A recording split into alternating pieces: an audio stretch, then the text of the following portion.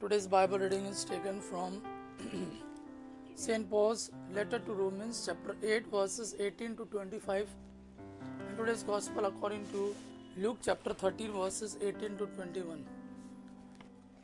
St. Paul's letter to Romans, chapter 8, verses 18 to 25.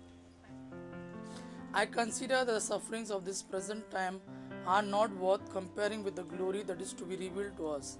For the creation waits with eager longing for the revealing of the sons of God.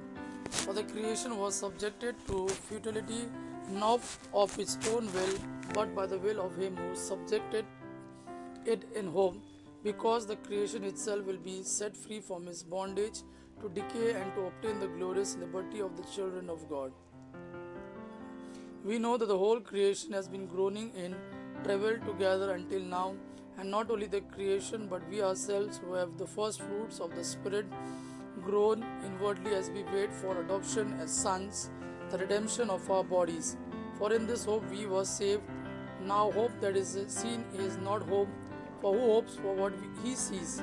But if we hope for what we do not see, we wait for it with patience. Today's Gospel according to Luke chapter 13 verses 18 to 21. Jesus said, "What is the kingdom of God like, and to what shall I compare it with? It is like a grain of mustard seed which a man took and sowed in his garden, and it grew and became a tree, and the birds of the air made nests in its branches." And again he said, "To what shall I compare the kingdom of God?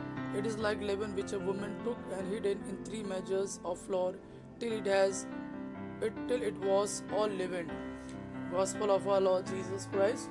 Praise the Lord Jesus Christ. May God our Father and His Son Jesus fill you with His mercy, peace, and love. Amen.